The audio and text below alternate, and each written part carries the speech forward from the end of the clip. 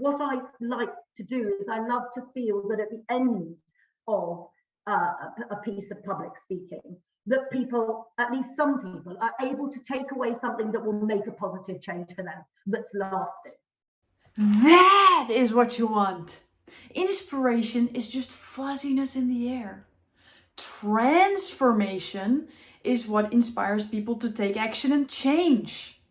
And Solvej is explaining how public speaking transformed her business from a business idea to an exploding running one. And amongst others, using Dragon's Den to do so.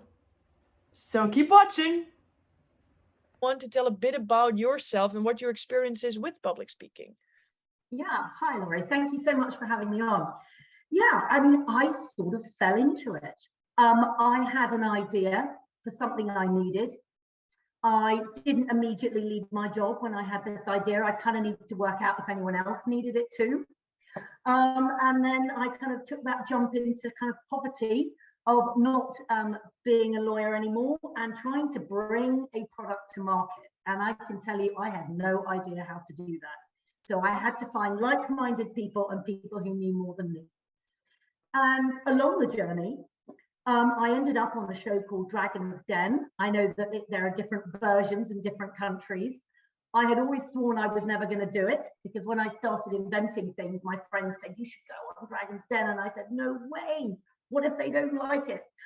But then I had a product that had what I felt was the right idea to be able to pitch on that show. And what was so amazing about doing that was that I always did like speaking in public, but this really brought a whole new thing. And I felt that actually the steps I had taken and the courage I took to really do something different, and I kind of thought, I unpicked it. And what got me there? You know, what were the motivational steps? What were the things I learned? What were the lessons? And I thought, actually, that sort of made me visible in the sense that I was then able to maybe go and speak to some other audiences. And it's getting those messages across and really helping other entrepreneurs and people with ideas and people who, or people who just want to feel motivated about making a change. So that's kind of what I like to talk about and to share those stories and some of the horror stories along the way. But you know, we all have to be honest about how we got where we are. That's super true. And I love that for you, creating a business was also the start of something completely new. You started at Dragon's Den and now you're actually, you know, doing a lot of public speaking events to share your message with more people. How did you find the transition from doing one Dragon's Den, which I think a lot of people know it's quite of a big deal, to finding those other stages? Like, what happened in between? Yeah, well, it was quite interesting. I mean, people would contact me, people who had seen the show at that time. It was, you know, very, very popular show on UK TV. I don't think I realised how popular, and I didn't realise the breadth of the audience. You know, you hope when it's your business and your product that there are going to be people watching, you know, who might want to buy it for their store. Like, you're excited by that. But also, there's a lot of people who watch it because they are intrigued by the type of people who end up on something like that. You know, what have they done? Why are they there? And quite often, I think a lot of people have got a burgeoning idea in the back of their mind, and they're thinking, should I do it? Should I do it? You know, and so it was from that. I think that various different, initially it was some companies that would ask me to come and speak at their, you know, AGMs or whatever it might be, doing some keynotes. And then getting involved with a charity that I spend a lot of time supporting, Ovarian Cancer Action, which is a really close to my heart because my mother died of ovarian cancer. So I've spoken to a lot of female business forums and things like that. And so it was a lot of different things that came from different areas. And sometimes it was the companies that approached me. Sometimes it came out of maybe a newspaper article that was written about me. There were a lot of different ways that things came up. And the different audiences, there's always something I learn from them. So I find that the reactions I get and the questions people ask me have really helped me to build upon the things I speak about, because we're all in that learning journey. Wow, what I found very fascinating that is that this Dragon's Den moment for you was not only about allocating or making a deal, but it was basically like a very like a moment in time that really opened up a lot of opportunities for you. So if I call it like a bit of a celebrity status, you got this credibility through a TV show that got you the eyeballs. So that is super intrigued that once you get on this platform or situation where you are like, you know, a very special person, people just find you organically. That's Yeah, very intriguing. yeah. And throughout that journey of like people coming to you, um, what did you learn throughout that journey that you would love to have known when you started? Like when these Oh, opportunities started? yeah. I mean, a lot of things. I mean, one thing I'd like to add, Laurie, which I think is interesting, was that the people, the judges on that show, they had a lot of credibility. You know, they had done lots of things. So really, you know, I was coming at it so green. You know, this was the first time that I had tried to take a product from in my head to putting it in the shops. And I was, you know, I think that I was so grateful for their feedback. And I suppose it was because in that moment on TV, you know, they showed actually about 10 minutes of me, which is a long time on the show, but I didn't know they were going to show that much because you don't know how everyone else has done in that series.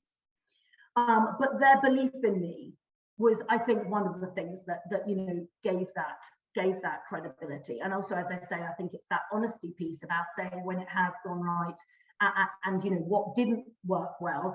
And I think if I look at the speaking journey, you know, what are the things, as you asked, what are the things that I know now that it would be quite helpful to have known in the future? And I suppose some of it is just understanding and being honest about your own time and the balance you have between doing things that are you know, for free and pro bono, and those are good things to do too. But I think it's initially you're grateful that people want to hear you, and you hope that you have a good and interesting message that can help the person grow. Because what I like to do is I love to feel that at the end of a piece of public speaking, that people, at least some people, are able to take away something that will make a positive change for them, that's lasting. And whether that's confidence or motivation or whatever it might be. So I think it was a balance of knowing, you know, the time you have, and maybe being better at knowing what platforms you should be thinking of, and it's changing so quickly, you know, and you know, during the pandemic, everything being online, and before that I was very much a face-to-face speaker, very much used to the audiences of my clients or showcase or whatever it might be. And I think it's taught me some different skills about presenting, you know, online. So I think there's still loads to learn, and I'm really interested to understand, you know, the way that this works, the way to make sure that I am using hopefully my interesting message to get across in the best way on the best platforms. And that's the learning I'm trying to get. Yeah, that's brilliant. And if you talk about this balance, right, between what you do pro bono, what you do in general, what is it that you mean with that? What is the balance?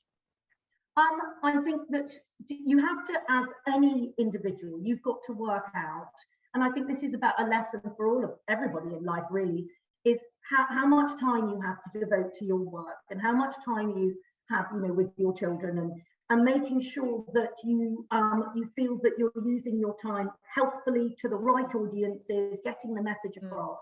And I think we do all have to be, you know, careful about well-being and making sure that we do get that balance right. Now, I know personally, because as I said, for example, the ovarian cancer charity I represent is really important to me, and I do get you know, a lot of satisfaction for doing things for them, and you know, speaking about them. And it's always a combination of a story about my journey and how I ended up helping them. And so it combines things.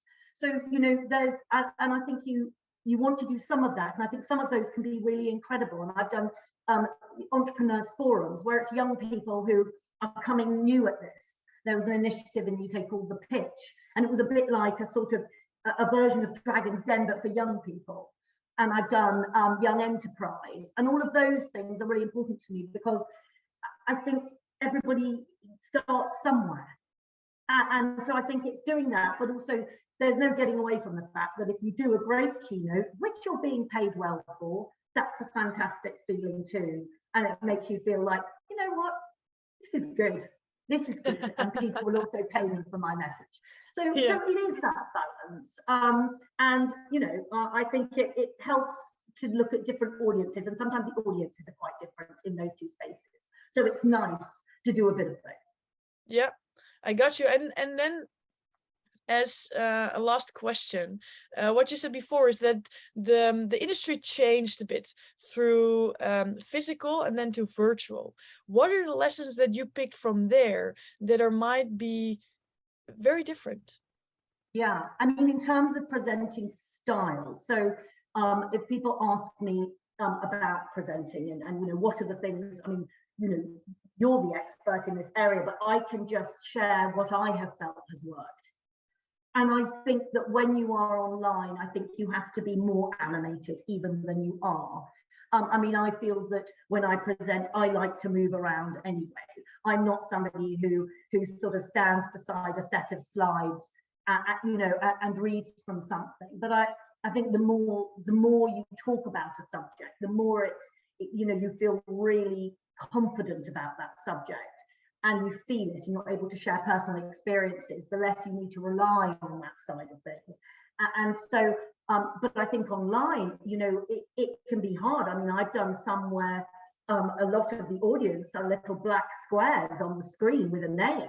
I can't see them. And I'm used to being able to look at my audience and pick out a few people where they're smiling at me and I'm smiling at them, and it's helpful and it's nice to build that rapport. So I think you have to think of it slightly differently. You've got to keep that confidence that people are, they're listening to what you're saying. But I think the good thing that can come out of it, and that has come out of it, is that the audiences I've been speaking to during COVID and over the pandemic, and the companies I mentor and things like this, I'm able to speak to people everywhere, anywhere.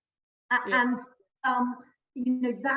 that's really revolutionary, actually.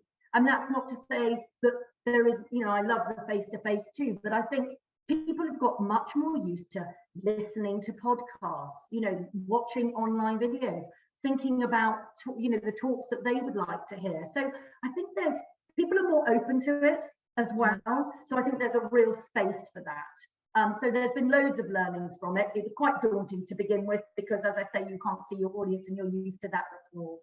But generally speaking, I think that it gives a bigger opportunity than is lost by not being always face to face. Yeah, brilliant. And I got that. And I think it's very interesting to look through the lens of, okay, this is a problem or this is an opportunity, right? Like, okay, this is happening to us, so it's not good because we used to physically and we want to smile at really people. But once we're online, let us get the skills that we are still intriguing, still entertaining, still authentic. Because when we get the skill, we are able to reach so many more people. So I love that you say that you use it as an opportunity, which I think is very valuable because the world is changing anyways, if we want it or not. So that's brilliant. And before we close off, I asked you some questions, but I can also imagine that there's something in your mind that you're like, oh, but maybe this should be said. For these entrepreneurs who want to boost their impact through public speaking? Like, is there one thing you still want to share with them? I would say that anybody who's brave enough actually to be an entrepreneur, and what I really mean by that is somebody who's got ideas, who's got thoughts, who wants to turn it into something that adds value to other people, whether it's a product or a service. Anybody like that has already stepped out of what I would call like an ordinary comfort zone. They're already out there, and we are all learning from each other. And I would say, share what you're doing, share your message, say where it went well, say where it didn't go well, what are the learnings that you've made? Because the more we exchange all of those thoughts and ideas and realities, the easier it will be for other people to also jump on that bandwagon, and also you feel like you've got a community around you. So I just say, have the confidence to share what you're doing, share what's going on, and to spread the word.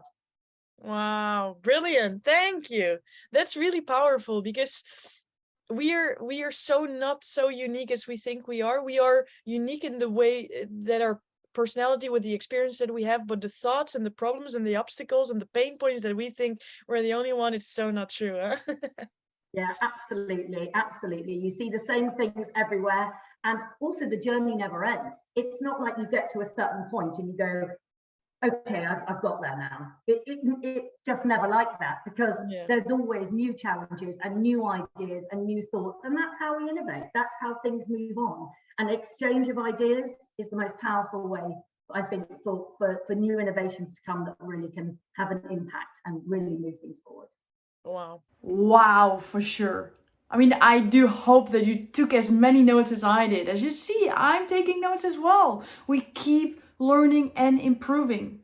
What is your biggest golden nugget, your breakthrough, your takeaway?